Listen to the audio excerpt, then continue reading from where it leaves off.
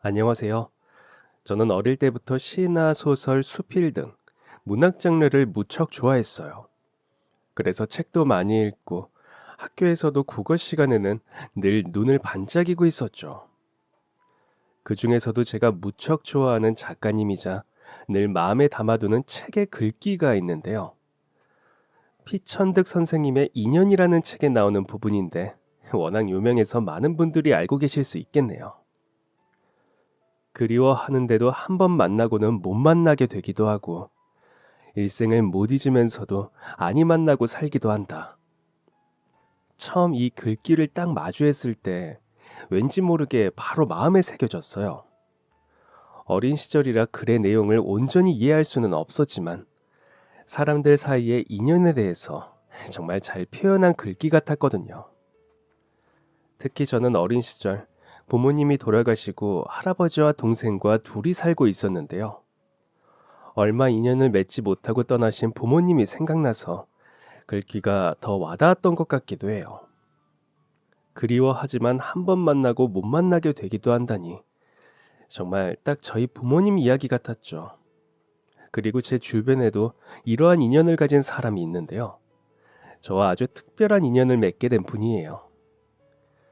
아마 제가 10살쯤이었을 거예요.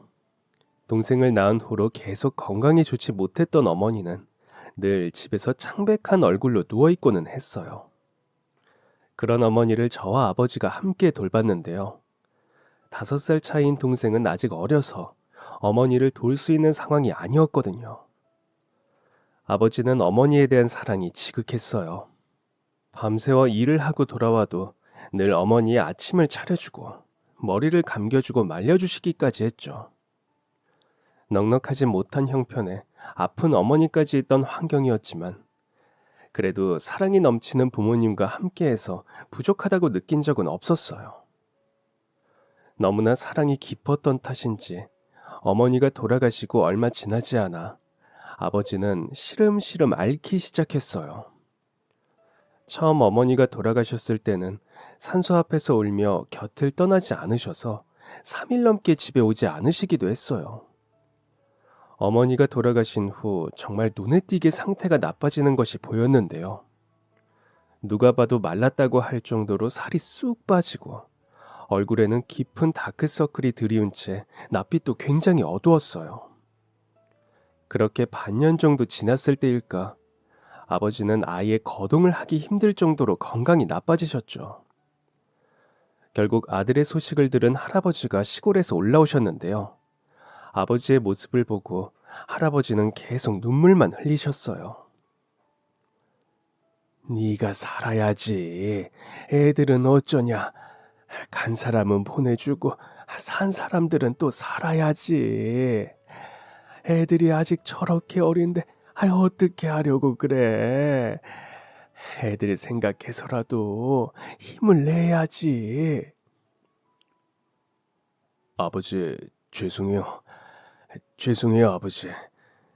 혹시 제가 잘못되면 우리 애들 좀 잘 부탁드려요.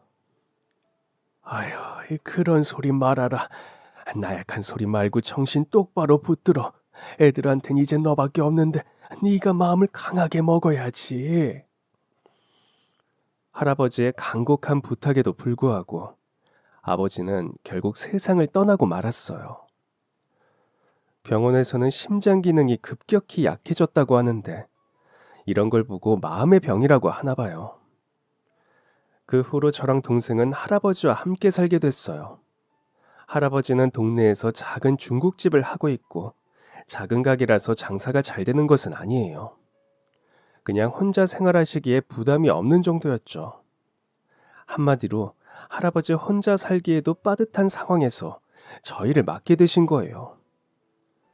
학교는 무상교육이기는 하지만 그래도 준비물에 급식비 등등 돈 들어갈 일이 아예 없는 게 아닌데다 애가 둘이나 생기니 아무리 비용이 적게 발생하더라도 갑작스럽게 생활에 부담이 느껴지기는 하셨을 거예요. 늦은 나이에 갑자기 애 둘을, 그것도 하나는 어린 유치원생이니 이를 어찌해야 하나 고민이 많으셨을 거예요. 그렇다고 같이 돌봐줄 할머니가 있는 것도 아니고 다른 곳에 맡길 만한 친척도 없었어요. 할아버지는 내 손주들이니까 당연히 책임지는 게 맞다고 하셨지만 왠지 저는 어쩔 수 없이 떠맡은 것 같아 눈치가 보였어요. 어릴 때부터 어머니가 많이 아프셔서 그런지 저는 일찍 철이 들었거든요. 그래서 할아버지와 같이 살게 되었을 때 보육원에 가지 않아도 된다는 안도감보다는 괜히 우리 때문에 생활이 더욱 어려워지시는 것은 아닐까 걱정이 먼저 들 정도였죠. 힘든 상황에서 저희를 맡아준 할아버지를 위해서라도 제가 더 어른스럽게 행동해야겠다는 생각을 늘 했어요. 할아버지가 저희 때문에 고생하는 일이 없도록 당장 나가서 돈을 벌 수는 없지만 내가 걱정 끼치지 않도록 학교에서도 열심히 하고 동생도 잘 챙겨야겠다 싶었죠. 그래서 아침에 눈을 뜨면 제가 학교 갈 준비를 다 하고 항상 동생 알림장을 꼼꼼하게 챙겨서 준비물까지 가방에 잘 넣어줬어요. 학교 가는 길, 초등학생인 제가 동생 어린이집을 데려다 주고는 했죠. 그러다 보니 어린이집에서도 다들 저를 신기해했어요. 부모님이랑 같이 오는 친구들이 대부분인데 나이 차이가 많이 나는 것도 아니고 그렇다고 삼촌이나 이모, 고모도 아닌 초등학생인 누나가 어린이집 등원을 하러 동생 손을 잡고 오다니 신기할 만도 하죠. 너무 일찍 철이 들려고 하는 바람에 한편으로는 늘 외롭기도 했어요.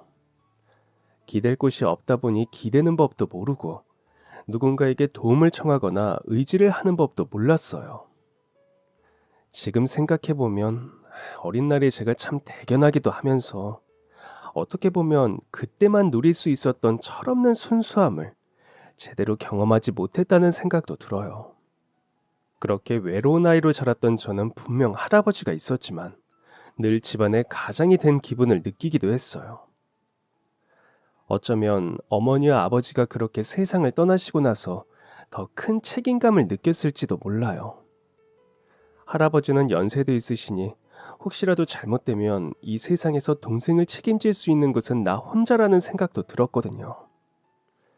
무엇보다 나를 책임질 수 있는 것도 오직 저뿐이라는 것을 무심결에 느끼고 있었죠. 그렇게 큰 사고 없이 몇 년이 흘렀어요. 저는 중학생이 되었고 동생은 초등학교에 들어갔죠. 동생이 초등학교에 들어가고 나니 조금 더 편해지기는 했어요. 학교에서 급식을 먹으니 밥 걱정도 덜 할 수 있었고 이제 어느 정도 자기도 자랐다고 숙제도 준비물도 스스로 챙기기 시작했거든요.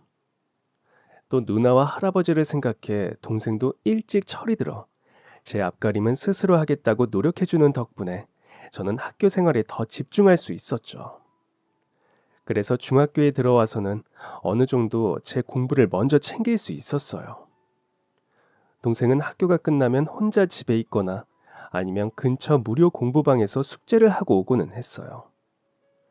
그날은 중간고사 기간이라서 시험만 보고 바로 집으로 왔는데요. 할아버지가 집에 가서 먹으라며 볶음밥을 만들어 두셔서 동생보다 일찍 마친 제가 먼저 가게에 들러서 음식을 챙겨서 집으로 갔어요. 간단하게 먼저 점심을 먹고 이따가 동생이랑 같이 저녁으로 먹어야겠다 하면서 남은 음식들을 냉장고에 넣어두었어요. 열심히 공부를 하고 있었는데 저도 모르게 깜빡 잠이 들었나 봐요. 언제 집에 왔는지 다급한 동생의 목소리가 들려서 깜짝 놀라 일어났거든요. 누나, 누나, 불이야, 불, 누나. 너무나 다급한 목소리에 깜짝 놀라 일어나 보니 동생이 저를 막 흔들어 깨우고 있더라고요. 불이라는 소리에 너무 놀라서 동생이 이끄는 곳으로 가보니 거실에 올려져 있던 영수증과 고지서 같은 게 막 타오르고 있었어요. 집 안에 소화기도 없고 어떻게 부를 거야 할지 당장 119에 신고해야 한다는 생각도 떠오르지 않고 너무 놀라 저도 우왕좌왕하면서 발을 동동 구르고 있었어요. 그래서 일단 나가야겠다는 생각이 들어 동생을 데리고 밖을 나왔는데 마침 지나가던 아저씨 한 분이 보이더라고요. 도와주세요. 도와주세요. 무슨 일이니? 괜찮니? 불, 불이, 집에 불이 났어요. 도와주세요. 아저씨는 제가 손을 가리킨 방향을 보더니 급하게 뛰어들어갔어요. 그리고 정확하게는 모르겠지만 한 10분, 15분 정도 지났던 것 같아요. 아저씨가 건물 밖으로 나오는 게 보이더라고요. 아유, 큰일 날 뻔했네. 다행히 불이 심하게 붙은 건 아니더구나. 테이블 위에 올려져 있던 종이가 조금 타기는 했는데 그래도 벽에 옮겨 붙거나 다른 곳까지 번지지는 않았어. 급하게 끄느라 옆에 있던 화분의 흙을 좀 파냈는데 식물이 막 쓰러지거나 한 것은 아니거든. 그냥 조금 파낸 거라 다시 정리한다고 했는데 혹시 이상 있으면 내가 나중에 화원에 가져가서 볼게. 너희들은 괜찮니? 어디 다친 데 없어? 아휴, 많이 놀랐겠구나. 부모님이나 어른들은 안 계시니? 감사합니다. 정말 감사해요. 너무 놀라서 어떻게 할지 몰라서 일단 동생만 데리고 뛰어나왔어요. 다행히 저도 동생도 빨리 나와서 다친 곳은 없어요. 부모님은 안 계시고 할아버지는 지금 일하는 시간이라 가게에 계세요. 정말 감사합니다. 다친 곳이 없다니 다행이다. 그런데 혹시 너희 중에 누가 담배 피우는 건 아니지? 만약 그러면 솔직하게 얘기해줘야 해. 네, 담배요? 아니요, 전혀요. 저도 동생도 담배 같은 건 손에 대본 적도 없어요. 너 혹시 담배 피웠어? 아니야. 나 그런 나쁜 짓 안 해, 누나. 그러면 누가 불이 제대로 꺼지지 않은 꽁초를 던진 것 같구나. 보니까 창문이 열려 있고 불을 끄고 나니 한쪽에서 반 정도 타버린 담배 꽁초가 나왔거든. 아무래도 집이 길가에 있는 반지하다 보니 누가 바닥에 생각 없이 던진 담배 꽁초가 창문으로 들어왔던 것 같아. 전에도 그런 적 있어요. 갑자기 창문으로 담배 꽁초가 들어왔는데 다행히 그때는 제가 바로 발견해서 싱크대에 가져가서 물을 틀어서 꺼버렸어요. 종종 반지하 집에서 이런 일들이 있고는 하거든. 아휴, 하마터면 큰일 날 뻔했구나. 이래서 바닥에 함부로 담배꽁초 같은 걸 버리면 안 되는데. 에휴, 그거 참. 저 앞에 꽁초 담는 통도 있는데 굳이 왜 바닥에 버리는지. 아무튼 또 이런 일이 생기지 않게 주의라도 주는 게 좋을 것 같으니 누가 그랬는지 내가 한번 찾아볼게. 그리고 이건 내 명함인데 혹시 또 무슨 일 생기면 바로 연락하렴. 명함을 받으니 다른 지역의 경찰청에서 형사과에서 일하고 있는 분이더라고요. 누가 담배꽁초를 버렸는지 확인해 주신다고 하더니 경찰이라서 그랬던 거구나 싶었어요. 그리고 저희가 도와달라고 하자마자 엄청 빠르게 상황을 파악하고 바로 집으로 뛰어들어가 도움을 주신 것을 떠올리며 이 역시 평소 남들을 위해 발빠르게 움직이는 경찰이라서 그랬구나 싶기도 했죠. 우연히 길에서 도움을 청한 분이 경찰이라서 정말 다행이라는 생각도 들었어요. 아저씨는 바로 가시지 않고 마지막으로 한 번 더 불이 난 곳 주변을 꼼꼼하게 확인하고 주변에 혹시 이상한 사람은 없는지도 둘러봐주고는 자리를 떠났어요.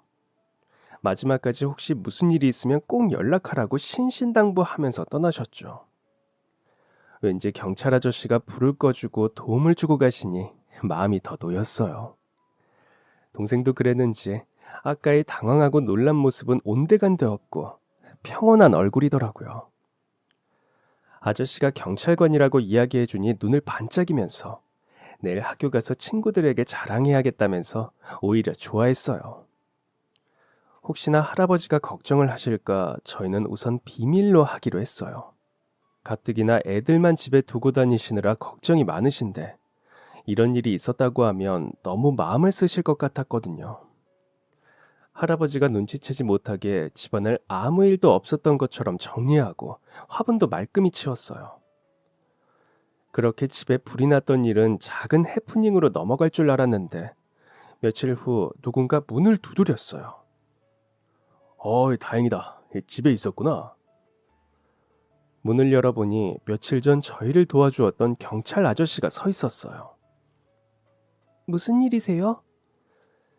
근처 CCTV를 찾아봤는데 바로 이웃집에서 사는 분이 나와서 잠깐 담배를 피우다가 꽁초를 버린 거였어. 다행히 어디서 나왔는지 잘 보여서 그 집에 찾아가 조심 좀 해달라고 이야기했단다. 그런 피해가 갈 줄 전혀 몰랐다고 죄송하다고 하시더라. 그리고 이건 혹시 몰라서 가져온 건데 지난번에 보니까 집에 소화기가 없더라. 아직 동생이 어려서 소화기 사용이 어려울 수 있으니까 이건 그냥 던져서 쓸 수 있는 거거든. 동생한테도 혹시 또 불이 나면 이걸 던지라고 알려줘. 그리고 절대 가까이 가지 말고. 또 이건 주변에서 많이 봤던 소화기일 텐데 잘 보이는 곳에 놔두고 필요할 때 쓰고. 그 소화기 사용법은 혹시 아니?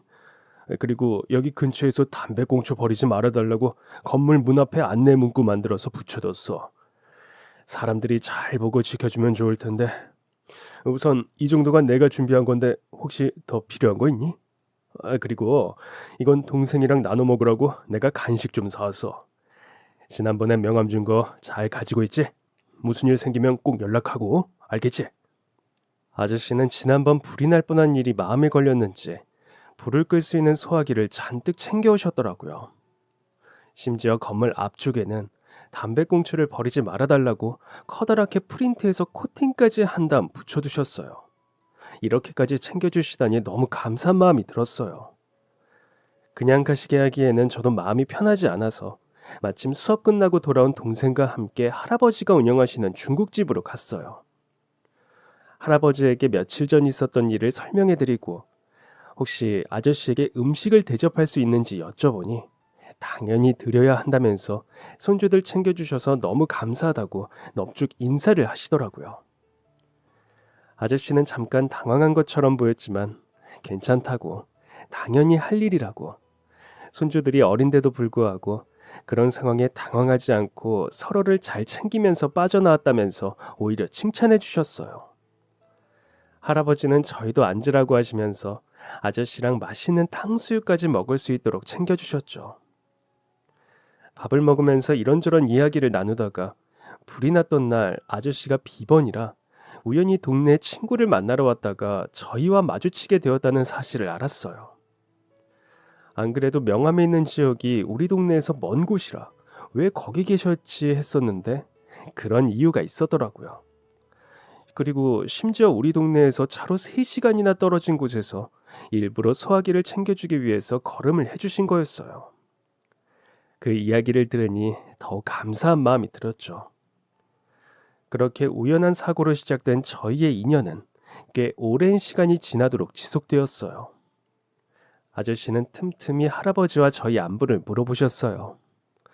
저도 그동안 의지할 사람이 마땅치 않아 세상에서 늘 혼자라고 생각하고 빨리 철들고 어른이 되어야 한다고 생각했는데 아저씨에게는 편하게 의지할 수 있었어요.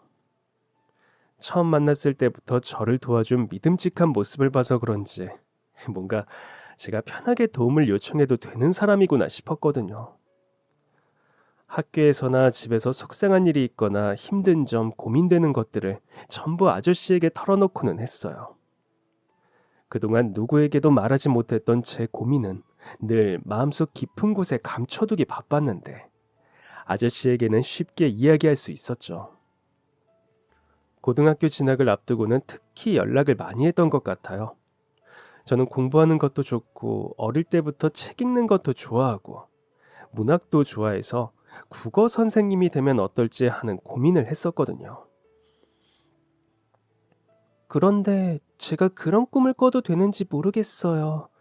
대학에 가면 돈도 많이 들고 또 할아버지가 언제까지 일할 수 있을지도 모르는데 저도 하루빨리 일을 구해서 경제활동을 하는 게 낫지 않을까 싶기도 하고 동생도 아직 성인이 되려면 한참 멀었잖아요.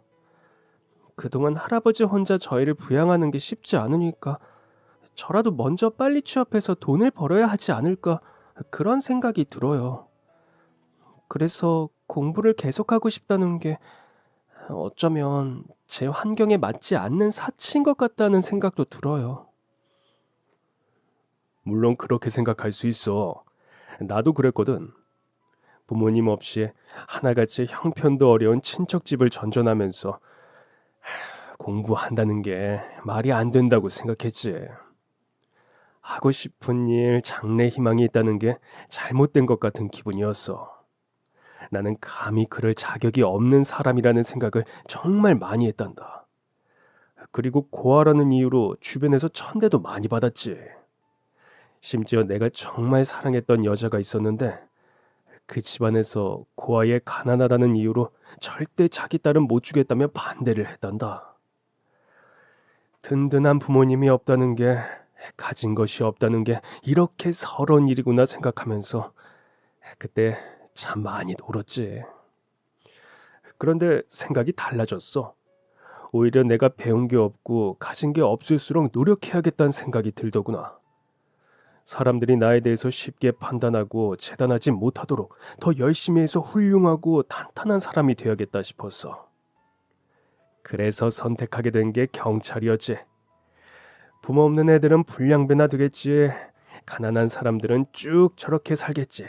이런 편견들을 시원하게 이겨내고 싶었거든. 그리고 혹시나 그런 선입견 때문에 힘들어하는 사람들이 있다면 도움을 주고 싶기도 했고. 그래서 뒤늦게 돈을 벌어서 경찰대를 갔는데 지금까지 그때의 선택을 단 한 번도 후회한 적이 없단다. 다만 나에게 후회가 있다면 이런 결정을 조금이라도 더 빨리 했으면 좋았겠다 싶은 생각뿐이야. 내가 이렇게 단단하고 훌륭한 계획과 생각을 가진 사람이라는 것을 그때 사랑했던 사람에게, 그리고 그 사람 부모님에게 당당하게 말할 수 있었으면 어땠을까 생각해. 그랬다면 그 부모님도 날 다시 생각해보지 않았을까? 뭐 지금은 이미 오래전에 다 지난 이야기지만 그랬다면 이렇게 노총각 아저씨로 늙지는 않을 수도 있었을 텐데 말이다. 그러니까 너도 환경 같은 것 때문에 꿈을 포기하려는 생각은 하지 않았으면 좋겠어. 내가 살아보니 원하는 게 있다면 길은 어떻게든 열리게 되어 있거든. 노력하는 사람들에겐 항상 어떤 식으로든 기회가 주어지더라고. 그러니까 네가 하고 싶은 게 있다면 주저하지 말았으면 좋겠단다. 특히 네가 아닌 다른 사람을 위해서 너에게 한 번뿐인 특별한 인생을 포기하는 일은 없었으면 좋겠구나. 아저씨의 말을 듣고 생각이 완전히 달라지게 되었어요. 그래, 공부를 정말 열심히 해보면 장학금을 받을 수도 있고, 아니면 나도 아저씨처럼 돈을 벌어서 대학을 가는 방법도 있겠지. 이렇게 생각하면서 등록금이니 뭐니 다른 일들은 나중에 생각하자고 결심했죠. 그래서 그 후로는 그냥 열심히 공부만 했어요. 우선 내가 선생님이 될 수 있을 정도의 실력을 갖춰야지 나중에 꿈을 어떻게 이루어 갈 것인지에 대해서 해결책을 생각해 볼 수 있으니까요. 어디에도 나누지 못했던 제 마음속 고민들을 아저씨는 늘 진지하게 들어주었어요. 내가 첫사랑이랑만 잘 됐어도 너만한 딸이 있었을지도 모르는데, 라는 농담을 늘 하던 아저씨는 결혼도 하지 않고 자식도 없고 다른 가족들도 없어서인지 저를 딸처럼 잘 챙겨줬어요. 제 동생도 아들처럼 챙겨주시고 저희 할아버지도 잘 돌봐주셨죠. 아저씨를 만난 후로 저희 가족의 마음은 더욱 든든해졌어요. 생일이나 명절 등 얼굴을 보지 못할 때에도 작은 선물 같은 걸 보내주셨고, 특히 제가 공부를 더 열심히 하겠다고 마음을 먹은 이후에는 도서 상품권이나 문제집, 읽어두면 좋은 책 등을 보내주기도 하셨어요. 아저씨는 더 먼 지방으로 발령을 받고 일이 바빠지면서 얼굴을 보기가 더 힘들어졌지만, 그래도 저랑 동생, 할아버지를 챙기는 마음은 멀어지지 않았어요. 그렇게 제 인생의 롤모델은 아저씨뿐인 줄 알았는데 고등학교 2학년 무렵 새로운 분이 나타났어요. 저희 고등학교는 독서 문화를 장려하는 곳이라서 도서관이 아주 잘 되어 있었는데요. 중학교와는 다르게 넓고 책 종류도 엄청 많은 도서관을 본 후 매일 점심시간마다 찾아갈 정도로 푹 빠져버렸어요. 심지어 공짜로 읽을 수 있으니 독서를 사랑하는 저에게는 너무 좋은 곳이었죠. 매일 점심시간이면 밥을 빠르게 먹고 도서관에서 책을 읽었어요. 사락사락 책장 넘어가는 소리만 들리는 고요한 그 공간이 저에게는 하루 중 유일한 힐링 시간이었거든요. 집에서는 반지하에 방음도 잘 되지 않아 밖에서 시끄러운 소리도 그대로 들리고, 저녁이면 동생이 장난치는 이야기, 할아버지가 보는 텔레비전의 높은 볼륨 때문에 고요하게 앉아서 집중을 하기는 힘들었어요. 그러다 보니 점심시간 30분 정도의 그 짧은 독서 타임이 저에게는 너무나 즐거운 일과였죠. 2학년? 우리 학교 도서관이 잘 되어 있어도 이렇게 꾸준히 이용하는 친구는 잘 없는데 책 읽는 걸 정말 좋아하나 보구나. 누군가가 저에게 바나나 우유를 건네면서 조용히 말을 걸어 돌아보니 다른 반 수업을 들어가는 국어 선생님이었어요. 제가 있던 반에는 수업을 들어오신 적은 없고 그냥 오며 가며 복도에서 인사를 드렸던 게 전부라 얼굴과 성함만 아는 정도였어요. 알고 보니 선생님은 그동안 도서관 운영을 담당하고 계셔서 저를 자주 봤다고 하시더라고요. 오전 오후에 한 번씩 관리를 위해서 들리고 점심에는 가끔만 오셨는데 자신이 올 때마다 제가 책을 읽고 있었다고 했어요. 처음에는 호기심 삼아 오는 학생들도 꽤 있어서 그냥 그런가 보다 했는데 내가 점심시간에 올 때마다 항상 있더라고. 담당하는 친구한테 물어보니까 매일 온다고 하길래 대단하다 싶었지. 점심시간에 다들 낮잠 자거나 아니면 수다 떨고 놀기 바쁜데 이렇게 매일 도서관에서 책을 읽다니 기특하다 싶어서 언제 한번 간식이라도 챙겨줘야겠다 생각하고 있었어. 그 후로 선생님은 도서관에서 저를 마주칠 때마다 작은 간식을 챙겨주거나 읽을 만한 책들을 추천해주고는 했어요. 혹시나 도서관에 없는 책들은 직접 사서 주기도 하셨고요. 선생님 덕분에 저는 이전보다 더 풍성하게 독서를 할 수 있었는데요. 이야기를 나누다가 제 어려운 형편을 아시게 된 이후에는 상금이나 상품을 받을 수 있는 독서 감상문 대회나 글쓰기 공모전 등을 알아봐 주기도 하셨어요. 그리고 대입을 준비하는 선배들이 공부를 하고 남았거나 혹은 사두고 쓰지 않는 문제집들을 주기도 하셨고요. 무료로 공부를 할 수 있는 온라인 강의 같은 것도 알아봐 주시는 등 적극적으로 도움을 주셨는데요. 선생님도 일이 바쁘실 텐데 이렇게 살뜰하게 챙겨주시니 너무 감사하더라고요. 내가 지금까지 결혼도 안 하고 애도 없다 보니까 학생들한테 쓰는 시간과 관심이 더 많은 것 같아. 이 나이 되면 다른 친구들은 다들 애들 때문에 바쁘고 남편 챙기느라 정신없어서 만나서 수다라도 떨고 싶어도 쉽지 않거든.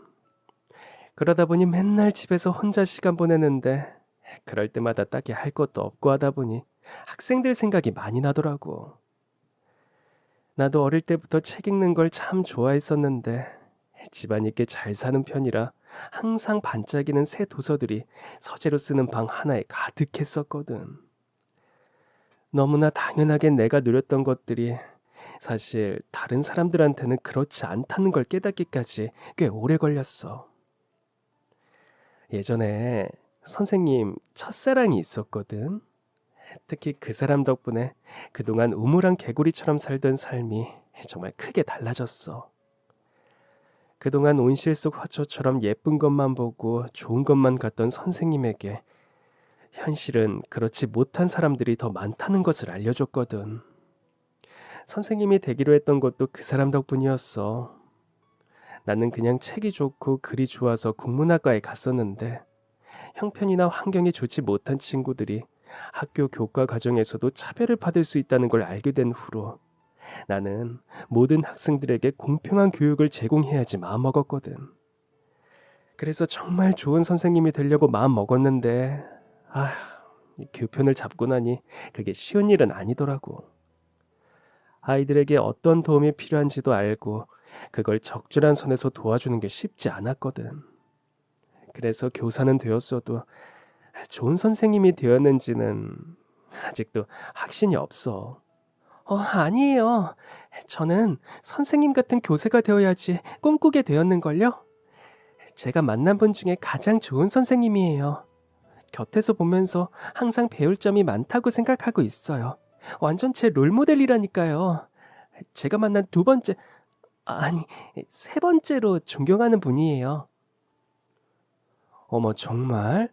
앞에 두 분은 누군데? 제일 존경하는 사람은 저희 할아버지거든요. 자기 몸 건사하기도 힘드신데 어린 저희를 키우시겠다고 열심히 사는 분이에요. 늦은 나이에 아이를 둘이나 키우는 게 쉽지 않으셨을 텐데 정말 대단한 분이죠. 그리고 또 한 분은 제가 아는 경찰 아저씨인데요. 중학생 때 동생이랑 집에 있다가 밖에서 담배꽁초가 날아들어와서 불이 붙은 적이 있었거든요. 그래서 길에 달려나가 도움을 청했는데 그때 도와주신 분이 바로 경찰 아저씨였어요. 우연히 쉬는 날이라서 지나가던 길이었는데 불이 났다는 이야기를 듣자마자 바로 몸을 던져서 도와주시더라고요. 혹시나 내가 위험해지지는 않을까 무섭고 걱정될 수 있는데 그렇게 바로 달려가서 불을 끄시려는 모습이 정말 인상 깊었어요. 그리고 그 후에도 우리 집에 막 소화기도 가져다 주시고 1년에 몇 번씩 집으로 선물도 보내주시고 필요한 문제집이나 도서 상품권 같은 것도 주시면서 공부하는 데 보태 쓰라고 해요. 늘 제가 하는 고민을 진지하게 들어주시고 도움이 될 만한 방향을 찾아주려고 노력하시는데 저에게는 진짜 아버지 같은 분이에요. 항상 저를 친딸처럼 가족처럼 대해주셔서 늘 감사한 분이고 언젠가는 저도 아저씨처럼 어려움에 있는 아이들을 도와줄 수 있는 사람이 되었으면 좋겠다고 꿈꾸게 만들어준 분이에요. 사실 집안 사정이 어려워서 대학에 가지 말까 고민을 많이 했어요. 바로 취업을 해서 할아버지의 부담을 덜어주는 게 맞지 않을까 하고요. 그런데 아저씨 덕분에 꿈을 포기하지 않을 수 있었어요. 제가 선생님이라는 꿈을 이룰 수 있도록 용기를 주셨거든요. 그래서 제가 너무나 존경하는 분이에요. 어머, 그런 분이 계셨어? 우연히 지나가다 알게 된 아이들을 그렇게 챙긴다는 게 쉽지 않은데 정말 상냥하고 다정한 분이구나. 언젠가 선생님도 한번 만나보고 싶어지네. 정말요? 그리고 그분도 아직 결혼 안 하셨대요. 나이도 선생님이랑 비슷한 것 같던데. 그래? 들으니까 더 관심이 생기는걸? 나중에 기회 되면 선생님에게도 꼭 소개해 주렴. 그렇게 저는 제 인생에서 존경하고 따르고 싶은 사람이 두 명이나 더 생겼어요. 저에게 아버지, 어머니 같은 역할을 해주시는 분들이 생겨서 얼마나 든든했는지 몰라요. 누군가 곁에 힘이 되어주고 언제든 기댈 수 있는 사람이 있다는 게 이런 기분이라는 것을 두 분 덕분에 경험할 수 있었어요.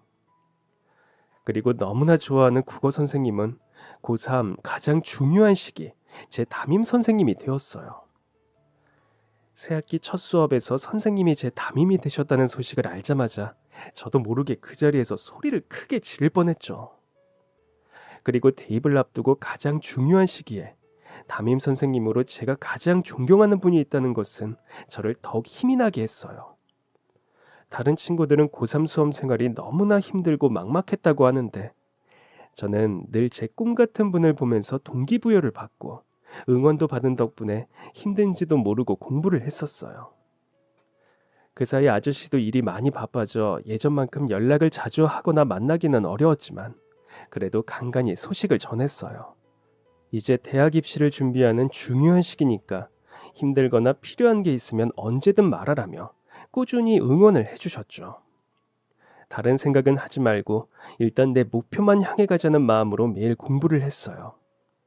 등록금이나 들어가는 돈 문제는 우선 대학 합격을 하고 나서 생각하자고 결심했죠. 그리고 1년간 정말 공부만 열심히 한 끝에 마침내 수능날이 되었어요. 수능날 아침, 할아버지가 정성스럽게 만들어주신 쇠고기 뭇국과 밥, 그리고 아저씨가 보내준 목도리에 따뜻한 장갑을 끼고 선생님이 시험 전날 주셨던 사탕과 초콜릿을 가방에 챙겼어요. 제가 가장 좋아하는 분들이 챙겨준 선물 덕분인지 시험장으로 가는 발걸음에는 힘이 잔뜩 실려 있었어요. 시험을 전부 만점이라도 받을 것 같은 기분이었죠. 기분 좋은 마음으로 시험장에 도착해서 본격적으로 수능이 시작되었어요. 불수능이라는 말처럼 생각보다 어렵기는 했지만 그래도 후회 없이 시험을 보고 나왔어요. 너무나 가슴 떨렸던 수능 성적이 발표되었고 담임 선생님이랑 꼼꼼하게 상담해서 대학을 지원했어요. 왠지 느낌이 좋다 싶었는데 너무 감사하게도 제가 지원한 대학을 전부 합격했어요. 그리고 그중 다행히도 전액 장학금을 받고 들어갈 수 있는 곳이 있었는데요. 장학금을 받아서 대학에 다닐 수 있게 되었다는 사실을 알고 저도 모르게 그 자리에 주저앉아 엉엉 울었어요. 수능 시험 날에도 성적 발표일에도 울지 않았던 저였는데 마음 편히 대학에 다니면서 공부할 수 있는 기회가 왔다는 사실에 도저히 눈물을 멈출 수가 없더라고요. 그리고 드디어 고등학교 졸업식이 되었어요. 이제는 진짜 성인이라는 색다른 기분에 괜히 들뜨기도 하고 앞으로 진짜 꿈을 향해 갈 수 있다는 새로운 여정에 대한 설레임에 심장이 두근두근 뛰었어요. 또 오늘은 저에게 가장 소중한 사람들이 다 모이는 날이라 더욱 특별했는데요. 아저씨에게 시간이 나면 졸업식에 꼭 와줬으면 좋겠다고 부탁했거든요. 요즘 너무 바빠서 오지 못할 수도 있다고 생각하기는 했지만 그래도 꼭 참석해 주셨으면 좋겠다는 생각이 들었어요. 졸업 너무 축하해. 전액 장학금이라니 선생님으로서도 너희 친구로서도 네가 너무 자랑스럽고 뿌듯하다. 감사해요. 선생님이 도와주신 덕분이에요. 학교도 같이 알아봐 주시고 장학금 전형도 꼼꼼하게 확인해 주셨잖아요. 정말 감사합니다, 선생님. 감사는 무슨. 선생님으로서 당연히 우리 반 학생을 위해 해야 할 일이었는걸. 제 담임 선생님이 되어주셔서 제 수험 생활은 1년 내내 너무 행복했어요. 정말 힘든 줄도 모르고 공부할 수 있었어요. 정말 감사합니다. 아저씨, 여기에요. 선생님과 감사 인사를 나누고 있는데 저 멀리서 익숙한 얼굴이 보였어요. 바로 오랫동안 제 곁에서 아버지처럼 있어 주었던 경찰 아저씨였죠. 저는 선생님과 이야기 나누던 중이라는 사실도 잠시 잊은 채 반가워하며 이쪽이라고 손을 흔들었어요. 아저씨는 저를 발견하고 방긋 웃으면서 손을 흔들면서 다가오는데 가까워질수록 점점 얼굴이 굳어졌어요. 안녕하세요. 말씀 많이 들었어요.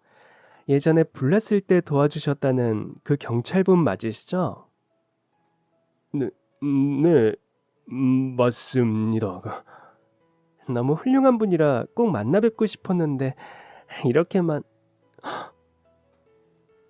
선생님은 웃으면서 이야기를 나누다가 자신 앞에 서 있는 아저씨의 얼굴을 빤히 들여다보더니 갑자기 말을 멈췄어요. 그러더니 두 분은 아무 말도 없이 서로를 계속 쳐다보더라고요. 저는 뭔가 심각한 분위기라 차마 아무 말도 할 수 없어서 두 분을 보며 서 있었어요. 두 사람은 누가 먼저 말의 시작도 하지 않은 채 계속 얼굴만 뚫어져라 보고 있었는데 갑자기 선생님의 눈에서 눈물이 한두 방울씩 툭툭 떨어져 내렸어요. 맞지? 오랜만이야. 잘 지냈어? 갑자기 두 분은 서로 안부를 주고받더라고요. 그때서야 두 분이 이전에 알던 사이라는 사실을 깨달았어요. 자리를 떠날 수도 없고 먼저 말을 꺼낼 수도 없어서 옆에서 그냥 멀뚱히 바라만 보고 있었어요. 내 정신 좀 봐. 아주 당황스럽지. 선생님도 깜짝 놀랐어. 너에게 도움 줬던 경찰 아저씨가 선생님 첫살, 아니, 아는 사람일 줄 몰랐네. 어떻게 이런 인연이 있지? 그러게 말이야. 학교에서 정말 좋은 국어 선생님을 만났다고 이야기를 많이 들었는데 그게 너일 줄이야. 이 세상 참 좁다. 혹시 두 분이 말씀하셨던 예전에 사랑했다는 사람이 서로... 묘한 분위기에 혹시나의 질문을 던졌더니 두 분은 갑자기 얼굴이 빨개졌어요. 아저씨는 얼마나 당황하셨는지 귀까지 빨개지더라고요. 그때서야 저는 두 분이 지나가듯 이야기한 젊은 시절 좋아했던 사람이 서로라는 사실을 알게 되었어요. 맞아. 예전에 선생님이 교사가 되기로 결심하게 된 첫사랑이 있다고 했지? 바로 그 사람이야. 20대 초반에 만났다가 집안의 반대 때문에 헤어진 이후로 한 번도 보지 못했는데 그동안 소식도 몰랐거든. 그런데 경찰이 됐었구나. 너랑 그렇게 헤어지고 나서 정말 멋진 사람이 되고 싶다고 생각했거든. 내가 아는 멋진 사람 중 하나가 경찰이라서 뒤늦게 돈도 모으고 공부도 해서 경찰대학에 들어갔어. 그때도 돈 없고 배운 것 없다고 포기하지 말고 이렇게 살 수 있다는 걸 너희 부모님에게 보여드렸으면 그렇게까지 반대하지 않으셨을지도 모르는데 그렇게 사랑한다고 해놓고 내가 노력이 부족했어. 멋진 사람이 된다면 너에게 꼭 먼저 보여주고 싶었는데 이전 살던 동네에서도 네 소식을 모른다고 하고 너 주변 친구들 중에 아는 사람이 없어서 수소문할 수도 없더라. 아, 부모님 돌아가시고 이사했어. 큰 집에 나 혼자 살기도 그렇고 그 동네에서 너랑 만났던 것 말고는 좋은 추억도 별로 없었거든. 매번 너랑 다니던 동네를 볼 때마다 우리가 헤어졌던 가슴 아픈 순간들도 생각나서. 그래서 그냥 떠나버렸어. 학교 발령을 먼 곳으로 받기도 했고. 그냥 동네에 가면 네 생각이 많이 나서 돌아다닐 수가 없더라고. 그래서 부모님 돌아가신 후로는 한 번도 안 갔어. 부모님이 돌아가셨어? 그렇게 강경하셨던 분들이 연세 드시니까 힘이 없어지시더라. 나중에는 내가 이렇게 다른 사람도 안 만나고 결혼도 안 하고 살 줄 알았으면 그때 좋다는 남자 데려왔을 때 시집 보낼 걸 후회도 하시더라고. 그랬으면 우리가 그때 잘 됐으면 어땠을까? 아, 미안해. 부모님 돌아가셨을 때 가보지도 못했네. 어떻게 오겠어. 부모 없는 고아에 우리 집이 운영하는 공장에서 일하는 가난한 애라고 그렇게 구박하고 괴롭히셨는데 소식을 알았다고 해도 오기 쉽지 않았을 거야. 그때 우리 부모님이 너에게 했던 모진 말들을 생각하면 지금까지도 마음이 아파. 그리고 너무 미안해. 나도 그렇게 잘난 것도 없는데 그냥 내가 공장 딸이라는 이유로 직원인 너에게 그렇게 막대했으니. 아니야. 너희 부모님이 돌아가셨는데 고작 옛날에 싫은 소리 좀 들었던 걸로 안 가볼 수는 없지. 부모님보다 힘들어할 너를 위해서 가는 거니까. 그리고 괜찮아. 지금 생각해보면 어떤 마음으로 너희 부모님이 나를 반대하셨을지 알 것 같아. 그때 나는 가진 것도 없는데 장래 희망이나 꿈도 없었잖아. 열심히 공부해서 목표를 향해 가는 너와는 너무 달랐지. 왜 나를 반대하셨는지 나이가 들어가니까 이해할 수 있더라. 특히 딸 같은 이 친구 만난 후로는 더 이해할 수 있게 됐어. 내 친자식도 아닌데도 늘 이렇게 걱정되고 앞으로 늘 좋은 일만 있고 행복했으면 좋겠는데 너처럼 예쁜 딸을 가진 부모님 마음은 어떠셨겠어? 나이가 들어서 그런 거 아니면 경찰이 되어서 그런가? 예전과 다르게 제법 사람 마음 울리는 소리를 한다 너. 두 사람은 마치 제가 있다는 사실조차 잊은 것 같았어요. 완전히 둘만의 세계에 빠져들었죠. 그리고 서로를 바라보는 눈빛을 보니 누가 봐도 아직 예전의 마음이 남아있음을 알 수 있었어요. 몇십 년 만에 우연히 첫사랑을 다시 만난다는 게 어떤 의미인지 어린 저는 완전히 이해하기 힘들었지만 아주 많이 그리워했던 것을 마침내 만나게 된 그 마음은 어렴풋이 알 것 같았어요. 그리고 상황은 동생과 화장실에 다녀온 할아버지가 다 같이 사진을 찍자고 이야기를 꺼내면서 얼추 마무리가 되었어요. 그 후에는 어떻게 되었냐고요? 오랫동안 서로를 그리워하면서 다른 사람을 만나지 않았던 두 사람이기에 다시 마주한 이후로 잠깐 멈춰있던 사랑을 이어가게 되었어요.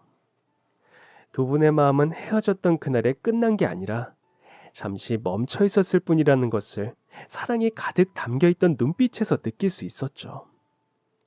장거리이기는 했지만 서로 사랑을 키워가면서 이제는 누구도 말릴 수 없기 때문에 결혼까지 계획하고 계시더라고요. 저는 학교 때문에 동네를 떠나는 바람에 가끔 메시지랑 전화 통화로 소식을 듣고 있는데요. 예쁘게 다시 만나기 시작하면서 제가 없는 동안 할아버지랑 제 동생도 챙겨주신다고 하더라고요. 경찰 아저씨가 이전보다 우리 동네에 올 일이 더 많아지면서 자주 가게랑 집에 들러서 챙겨주신다고 하는데요. 저는 늘 아저씨랑 선생님이 제 은인이라고 생각했는데 오히려 두 분은 저에게 고맙다고 말하고는 해요. 저에게 도움을 주었던 정말 고마웠던 두 분이 제 덕분에 다시 만나 결혼까지 하게 된다니 아주 훌륭한 사랑의 큐피드가 아닌가 싶은 생각이 들어요.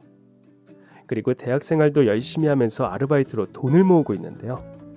선생님이랑 아저씨가 결혼할 때 축의금까지 두둑하게 낸다면 그동안 두 분에게 받았던 도움을 조금이라도 갚을 수 있지 않을까 싶거든요. 앞으로 두 분이 매일 즐겁고 행복하게 사랑하셨으면 좋겠고 저 역시도 부지런히 꿈을 이루어서 그동안 제 곁을 지켜주었던 분들에게 더 크게 보답할 기회가 빨리 오면 좋겠네요. 그럼 지금까지 사연 들어주셔서 감사합니다. 사연이 재미있으셨다면 구독과 좋아요 부탁드려요. 감사합니다. 안녕히 계세요.